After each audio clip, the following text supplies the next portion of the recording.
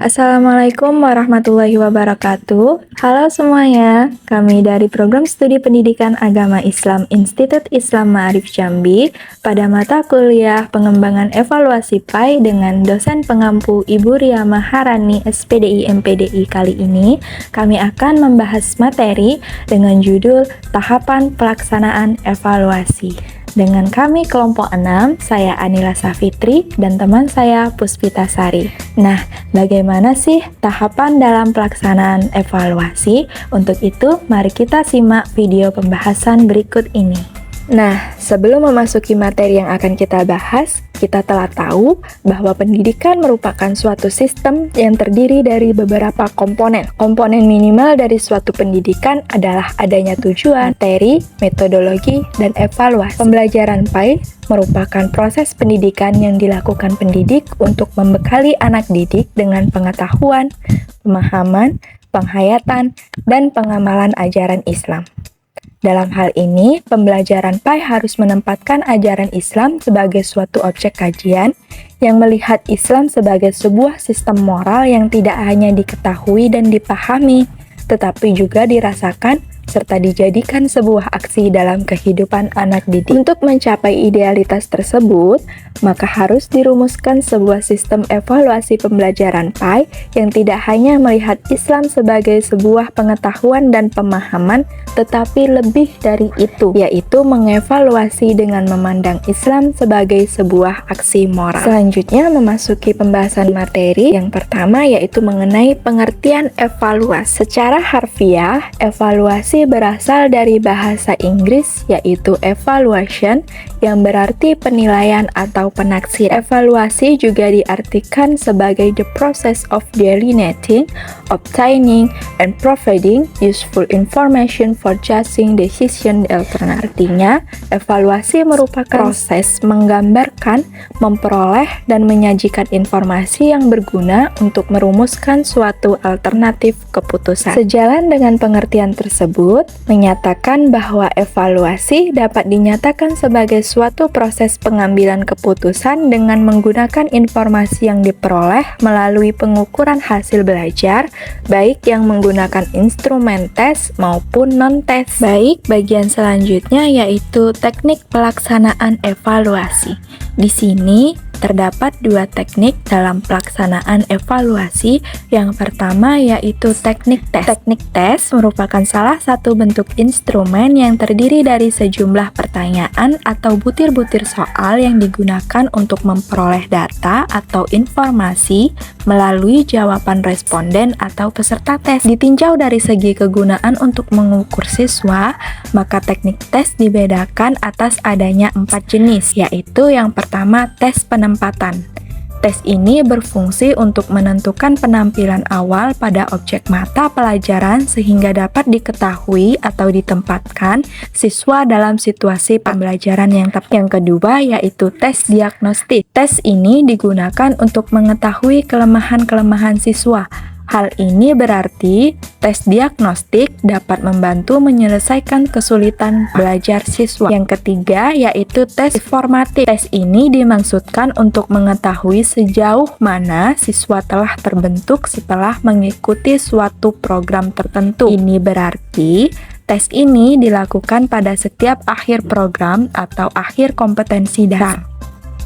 Dan yang keempat yaitu tes sumatif. Tes ini dilakukan untuk mengetahui kemampuan siswa setelah berakhirnya pemberian sekelompok program. Tes sumatif merupakan penilaian yang dilakukan pada akhir unit program, yaitu pada akhir catur bulan, semester, atau akhir tahun yang ditujukan untuk menentukan nilai akhir dari siswa. Kemudian jenis teknik evaluasi yang kedua yaitu teknik non-tes. Teknik non-tes adalah evaluasi pembelajaran yang dilakukan tanpa menguji siswa, tetapi dilakukan dengan cara tertentu.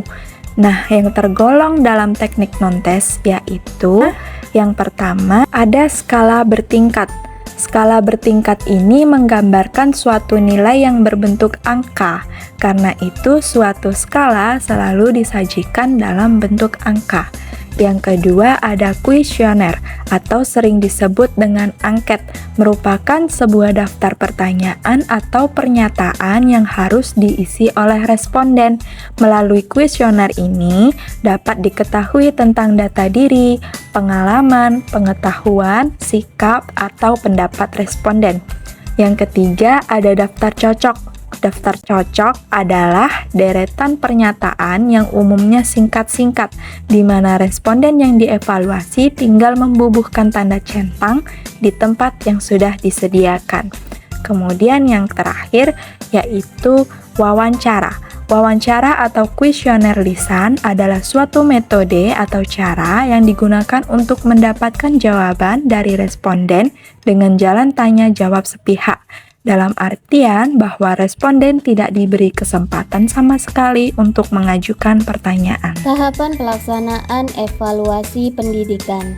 Yang pertama, menyusun rencana evaluasi dengan cara merumuskan tujuan dilaksanakannya evaluasi, menetapkan aspek-aspek yang akan dievaluasi. C. Memilih atau menentukan teknik, menyusun alat-alat pengukur yang akan dipergunakan, menentukan tolak ukur, norma atau kriteria yang akan dijadikan pegangan atau patokan dalam hasil evaluasi. Dan yang terakhir yaitu menentukan frekuensi dari kegiatan evaluasi. Tahapan pelaksanaan evaluasi pendidikan yang kedua yaitu menghimpun data. Kegiatan menghimpun data adalah melaksanakan pengukuran, misalnya dengan menyelenggarakan tes atau melakukan pengamatan, wawancara, atau angket. Yang ketiga, melakukan verifikasi data. Data yang telah berhasil dihimpun harus disaring terlebih dahulu sebelum diolah lebih lanjut. Yang keempat, mengelola dan menganalisis data, yaitu mengelola dan menganalisis hasil evaluasi dilakukan dengan maksud untuk memberikan makna terhadap data yang telah berhasil dihimpun dalam kegiatan evaluasi. Yang kelima, memberikan interpretasi dan menarik, merupakan verbalisasi dari makna yang terkandung dalam data yang telah mengalami pengelolaan dan penganalisaan itu. Yang terakhir yaitu tindak lanjut hasil evaluasi. Data hasil evaluasi yang telah disusun, diatur, diolah, dianalisis, dan disimpulkan sehingga dapat diketahui apa makna yang terkandung di dalamnya. Maka pada akhirnya evaluator akan dapat mengambil keputusan atau merumuskan kebijakan-kebijakan yang dipandang perlu sebagai tindak lanjut dari kegiatan evaluasi tersebut. Oke, setelah menyimak beberapa pembahasan materi dari kami, di sini kami simpulkan bahwa evaluasi adalah suatu proses pengambilan keputusan dengan menggunakan informasi yang diperoleh melalui pengukuran hasil belajar, baik yang menggunakan instrumen tes maupun non-tes.